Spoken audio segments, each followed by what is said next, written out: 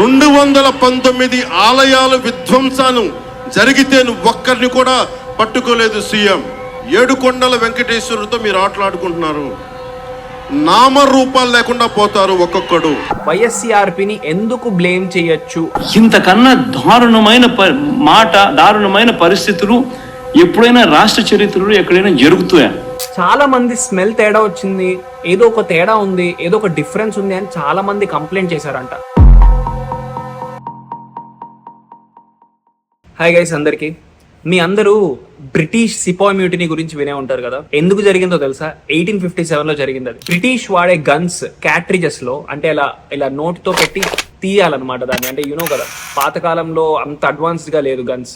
So నోట్తో పెట్టి ఇలా కొరికి తీయాలన్నమాట. అందులో they use to use cow fat and pork fat అనమాట, అదే పిగ్ ఫ్యాట్. కౌ అనేది మన ఇండియన్స్ కి ఆర్ లైక్ హిందూస్ కి especially it's like very sacred. దాని గురించి ఒక వీడియో పెట్టచ్చు ఎందుకనే. అండ్ కమింగ్ టు ముస్లిమ్స్ తెలిసిందే కదా, pork they avoid. So this was very much అంటే outrageous to Hindus and Muslims అనమాట. పెద్ద సిపాయ్ మ్యూటినీ జరిగింది. It was one of the biggest revolutionaries in India. Sepoy mutiny 1857.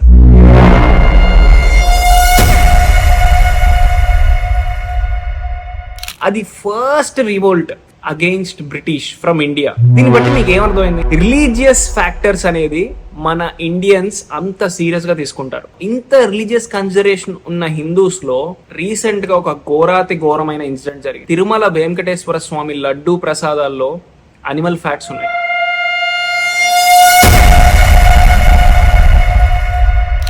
అంటే ఇదేదో ఊరికే చెప్పిన ఇన్ఫర్మేషన్ కాదనమాట. లాబొరేటరీ టెస్ట్ కూడా ప్రూవ్ చేసినాయి. శాకాహారంలో మాంసం కలవటం అన్నది, లేదా భగవత్ ప్రసాదంలో మాంసమో లేకపోతే మాంసకృతిలో యానిమల్ ప్రోటీన్ లేకపోతే యానిమల్ ఫ్యాట్ అన్నది ఊహించడానికి కూడా సాధ్యం కాదు. అందులో భగవంతుడికి ఇచ్చేటువంటి ప్రసాదంలో మీరు అలా చేశారని చెప్పన్నది వ్యక్తిగతంగా మీకు భక్తి ఉండొచ్చు, ఉండకపోవచ్చు. కానీ భారతీయ సంస్కృతి సంపదలు అర్థమైన వాళ్ళకి ఇంతకంటే అపచారం మరొకలేదు. కాబట్టి ఇలాంటి విషయంలో కూడా శ్రద్ధ తీసుకోకుండా ఇలా చేశారని చెప్పంటే ఖచ్చితంగా చాలా కఠినమైన చర్యలు తీసుకోవాలి. మూడోది, భవిష్యత్తులో ఎక్కడ కూడా పునరావృతం కాకుండా శాశ్వతమైన ఏర్పాట్లు ప్రజలకు అర్థమయ్యేట్లు పారదర్శకంగా ఉంది. ఈ విషయం చిన్న విషయం కాదు, గవర్నమెంట్ స్కూల్ పోయే విషయం అనమాట. ఒక సేక్రెడ్, హిందూస్ అందరికీ నిజ దైవం,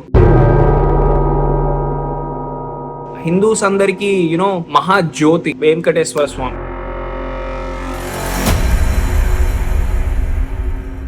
గోవుల రక్షణ కూడా ఇన్వాల్వ్ అయింది అనమాట. ఇక్కడ వెంకటేశ్వర స్వామి ప్రకటితమైంది గోవుల్ని రక్షించడంతో. మీ అందరికి ఎంతమందికి ఈ స్టోరీ తెలుసో లేదో తెలియదు. కౌస్ ని ప్రొటెక్ట్ చేయడానికే ఆయన వచ్చింది. అలాంటి ఒక స్వామి దగ్గర ఇలాంటి జరగడం అనేది ఘోరం అనమాట. ఇది నిజంగా ఒక disrespect towards him and his devotees. అశ్రద్ధ. భగవద్గీతలో కృష్ణుడు చెప్తాడనమాట, అశ్రద్ధ దాన ధర్మస్య మృత్యుస్యాసి పరంతప అప్రాప్యమాం నివర్తంతే మృత్యు సంసార వర్త్మని అని. ధర్మం పట్ల శ్రద్ధ లేకుండా అశ్రద్ధ పాటిస్తే నేను లభించకపోగా మృత్యు వస్తుంది అని. సరే, ఇలాంటి వాటికి మేమేం భయపడమని చెప్పి చాలా మంది అనుకుంటుండొచ్చు. కానీ ఒక విషయం గుర్తుపెట్టుకోండి, అంటే ఎవరైనా స్వామికి ఎదురెళ్లాలని చూస్తే ఏమవుతుందో అందరికి తెలిసిందే. వైఎస్ రాజశేఖర రెడ్డి గారు ప్రధానంగా 7 కొండలు కాదు, ఇది 2 కొండలని ఒక జీవో తీసుకురావడం జరిగింది. పురాణాల్లో కానీ శాస్త్రాల్లో కానీ సమస్తమైనటువంటి అంశాల్లో 7 కొండలవాడ వెంకటరమణ అన్నామే కానీ 2 కొండలవాడ ఇరుకులేశ అని మనం ఏం అనలేదు. ఆ తర్వాత వారికి గట్టిగా ప్రతిఘటన చేసి వారికి కనువిప్పు కలిగిన తర్వాత వారు వెంటనే ఆ జీవోని ఉపసంహరణ చేసుకున్నారు.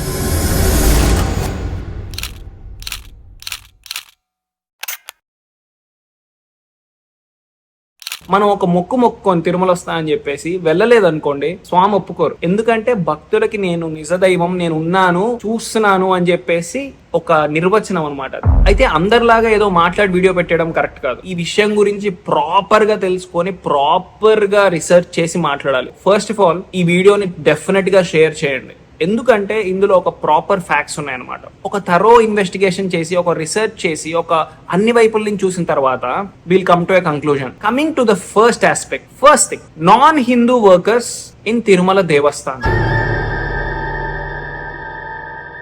ఏంటిది అంటే మీరు ఇక్కడ అనొచ్చు, బ్రో అదేంటి బ్రో సెక్యులర్ కదా, ఇండియా ఇస్ సెక్యులర్ కదా అని చెప్పేసి. ప్రీవియస్ గా ఒక ఆర్డర్ ఉండేదన్నమాట, హిందూస్ కాని వాళ్ళు ఎవరు టీటీడీలో పనిచేయడానికి వీల్లేదు అని చెప్పేసి. వైఎస్ఆర్ గవర్నమెంట్ ఎందుకు అది వచ్చి మార్చింది? What is the intention behind this thing? When other religion people are working at Hindu shrine, వాళ్ళకి ఎలా వాల్యూ ఉంటుంది హిందూ ష్రైన్ మీద? అంటే first of all they don't believe in Hinduism. ఎంతైనా సరే ఒక నాన్ హిందూని how can people allow to work in Tirumala Devasthanam? So మీకు రెస్పెక్ట్ ఎలా ఉంటుంది ఆ ష్రైన్ మీద? First mistake. సెకండ్ థింగ్ వచ్చేసి, ఇది నాకు చాలా బాదరింగ్ అనిపించిన విషయం. సెకండ్ విషయం, ఈయన రమణ దీక్షితులు గారు ఉన్నారు కదా, రమణ దీక్షితులు వారు తిరుమల ప్రసాదంలో, తిరుమలలో ఇలాంటివి జరుగుతున్నాయి, ఇలాంటి లుసుకులు జరుగుతున్నాయి అని చెప్పేసి కంప్లైంట్ ఇచ్చారు. ఇటువంటి విషయాలు నేను అధికారుల దృష్టికి, చైర్మన్ దృష్టికి తీసుకెళ్ళడం వల్ల నాకు వాళ్ళ వద్ద చెడ్డ పేరు వచ్చింది. అందువల్ల నన్ను చాలా హింసలు పెట్టారు. చట్ట విరోధమైన ఎన్నో కేసులు నా మీద బనాయించి నన్ను కోర్టుల చుట్టూ తిప్పారు, ఇప్పుడు తిప్పుతున్నారు. అందుకే ఆచార పరమ ధర్మ అన్నారు. ఆచారం ఎలా వస్తా ఉందో దాన్ని మనం కాపాడి దాని ప్రకారమే మనం నడుచుకోవాలి.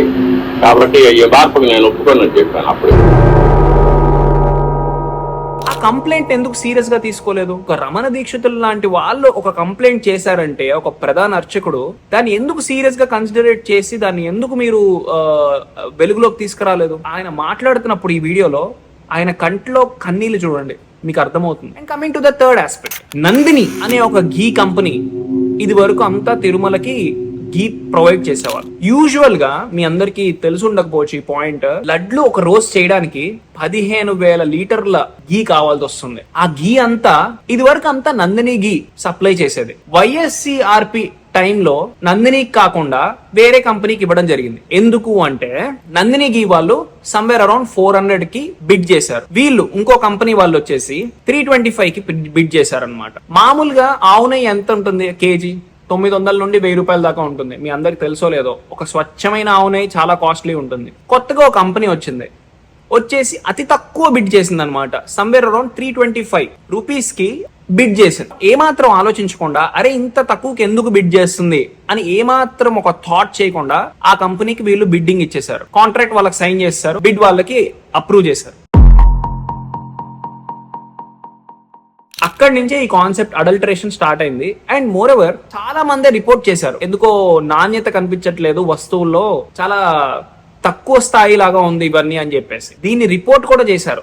ఎందుకు గవర్నమెంట్ యాక్షన్ తీసుకోలేదు? తిరుమల దేవస్థానం ఏమైనా చిన్న గుడ అంటే దగ్గరలో ఉన్న ఒక చిన్న గుడ రియాక్షన్ గానీ లేదంటే రిపోర్ట్ చేసిన ఒక యాక్షన్ తీసుకోలేని నపుంసకత్వం ఉందంటే అది ఫస్ట్ ఆఫ్ ఆల్ ఎవరిని బ్లేమ్ చేయాలి? అథారిటీస్ నే బ్లేమ్ చేయాలి. రిపోర్ట్ చేసినా ఏమాత్రం యాక్షన్ తీసుకొని అథారిటీస్ ని బ్లేమ్ చేయాలి. ఎవరెవరైతే కంప్లైంట్ చేయలేదో వాళ్ళని బ్లేమ్ చేయాలి.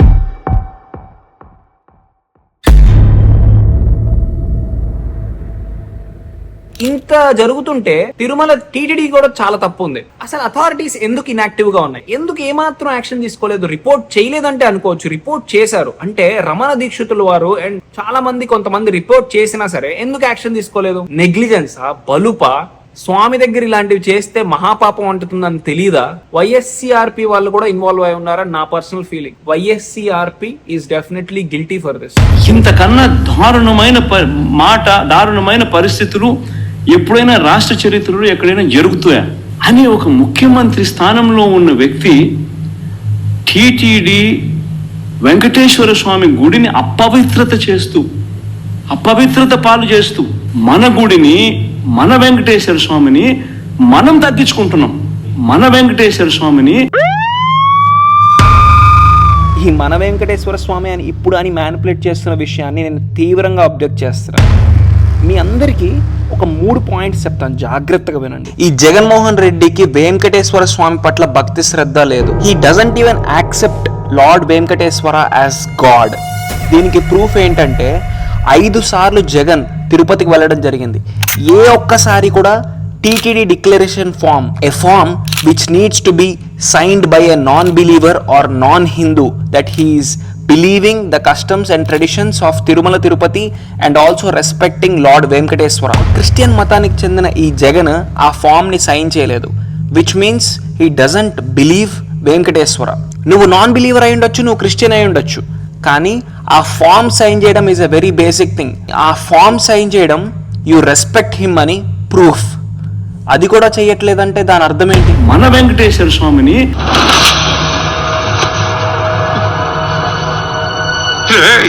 రెండో ఘోరమైన విషయం, టీటీడీ చైర్మన్ గా వైవి సుబ్బారెడ్డిని ఎన్నుకున్నారు. క్రిస్టియన్ కనెక్షన్స్ ఉన్న వైవి సుబ్బారెడ్డిని. ఈ పెద్ద మనిషి ఎవరో కాదు, Jagan's maternal uncle. Jagan maternal uncle అంటే క్రిస్టియన్ కనెక్షన్స్ డెఫినెట్ గా ఉండి తీరాలి. అండ్ ఆల్సో ప్రీవియస్ గా వీళ్ళ వైఫ్ బైబిల్ పట్టుకొని ఉండడం జరిగింది. అండ్ ఆల్సో ఇతని మీద క్రిస్టియానిటీని ఫాలో అవుతాడనే అలిగేషన్ కూడా ఉంది. ఎందుకు ఇంత కాంట్రవర్షియల్ క్యారెక్టర్ ని ఎందుకున్నారు టీటీడీ చైర్మన్ గా? What is the evil intention behind this? దీన్ని ఎన్నో సార్లు అప్పటి ఈఓ గారికి, చైర్మన్ గారికి దృష్టికి తీసుకెళ్ళి, ఇలా ప్రసాదాల నాణ్యత సరిగ్గా లేదు, ప్రసాదాల పరిమాణాలు స్వామివారికి సరిగ్గా నివేదన కావడం లేదు, నివేద్యాలు జరగడం లేదని ఎన్నోసార్లు దృష్టికి తీసుకెళ్ళాం. కానీ లాభం లేకపోయింది. దీనికి మరొక కారణం, నాది ఒంటరి పోరాటం అయిపోయింది. నాకు ఈ విషయాల్లో సహకరించేదానికి నా తోటి అర్చకులు ఎవరు కూడా వారి వారి వ్యక్తిగత కారణాల వల్ల ముందుకు రాలేదు.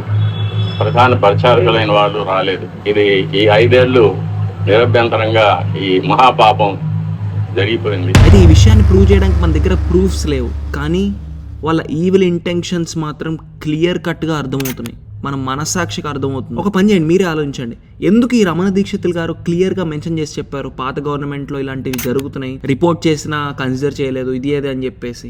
Think about it. ఏదో అలిగేషన్ చేస్తున్నా అని కాదు, మీరు ఆలోచించండి ఎందుకు ఇలాంటివి జరిగినాయి. అయితే మీరు ఇక్కడ అనొచ్చు, వైవి సుబ్బారెడ్డి బొట్టు పెట్టుకుంటాడు కదా, హిందువే కదా అని చెప్పేసి. మామ, నేను సీరియస్గా చెప్తున్నాను, వీళ్ళ evil intentions are beyond our imagination అనమాట. మనం ఆలోచించని కూడా ఆలోచించలేం వీళ్ళలాగా. అంత ఈవిల్ మైండ్స్. పాలిటిక్స్, ఓట్ల కోసం హిందువులుగా నటిస్తున్న వాళ్ళు చాలామంది ఉన్నారు. ఇంత ఘోరాతి ఘోరమైన మనుషుల మధ్య బతుకుతున్నాం మనం. ఒక కీలకమైన పాయింట్ చెప్తా చూడండి. వైఎస్సీఆర్పీ టైంలో నాన్ హిందూస్ని కూడా, నాన్ బిలీవర్స్ని కూడా తిరుమల తిరుపతి దేవస్థానం మేనేజ్మెంట్లో ఎంప్లాయీస్గా నియమించారు.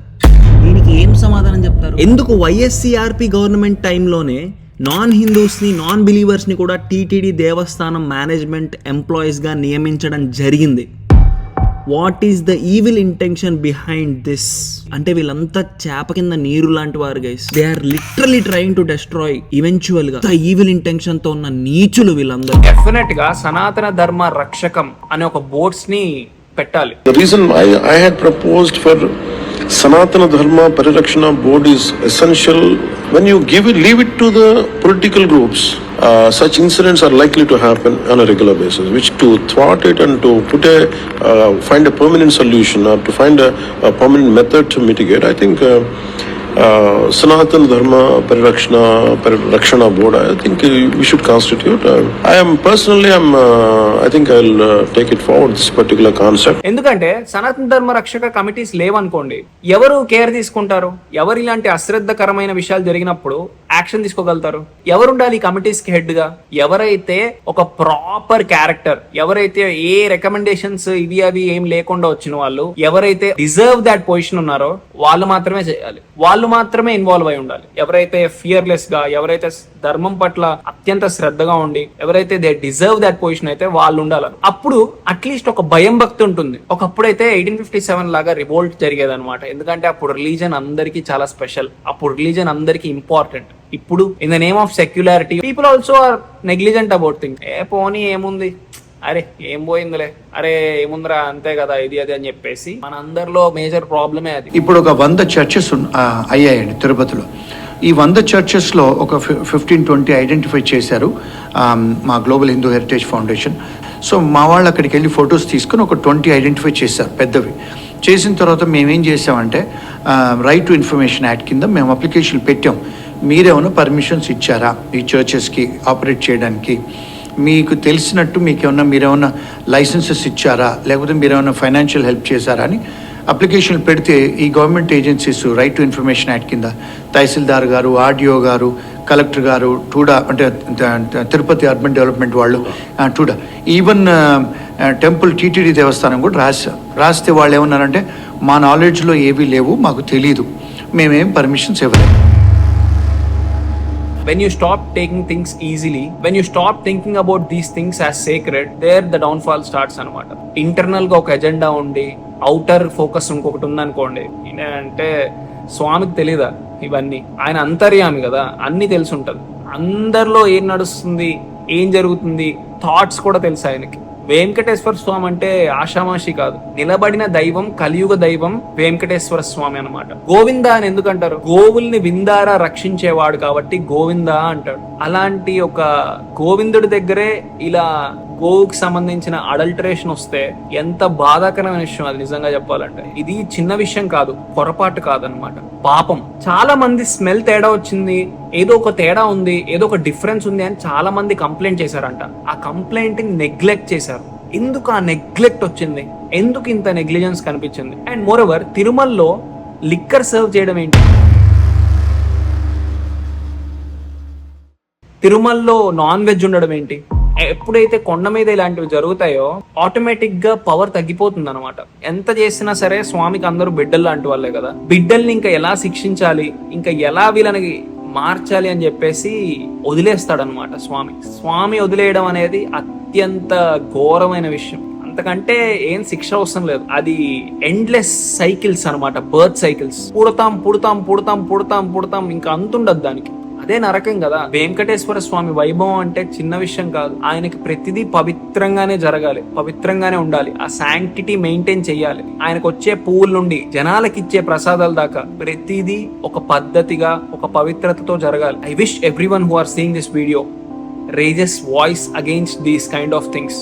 దీన్ని నార్మలైజ్ అయితే చేయకండి. దీన్ని నార్మలైజ్ చేశామంటే మీరు హిందూగా ఉండి వేస్ట్ అని అర్థం. అంటే యు ఆర్ లిటరలీ ఒక డెడ్ బాడీ. మీరు హిందువులు అన్న పేరుతో ఉన్నారంతే. మీరు ఎక్కడ తప్పు అనుకుంటున్నారో, ఎక్కడ ఇలా జరుగుండకూడదు అనుకుంటున్నారో దాన్ని కమెంట్ సెక్షన్ లో మెన్షన్ చేసి let us try to change this. And ఆ వెంకటేశ్వర స్వామిని అందరి తరపున, జనాలందరి తరపున క్షమాపణ అడుగుతూ ఇలాంటి తప్పులు ఇంకొకసారి జరగకుండా ఉండేలాగా ఆయన్నే చూసుకోమని శరణాగతి అడుగుతున్నా.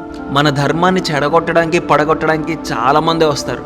కొంతమంది క్రిస్టియన్స్ రూపంలో రావచ్చు, కొంతమంది ముస్లిమ్స్ రూపంలో రావచ్చు, ఇంకొంతమంది హిందూస్ రూపంలో రావచ్చు. ఇన్ని రకాల డిఫరెన్సెస్ని ఎదుర్కొని మనందరం నిలబడాలంటే అందరికీ యూనిటీ కావాలి. అసలు ప్రతి హిందూకి ప్రాబ్లం ఎందుకు వస్తుంది తెలుసా?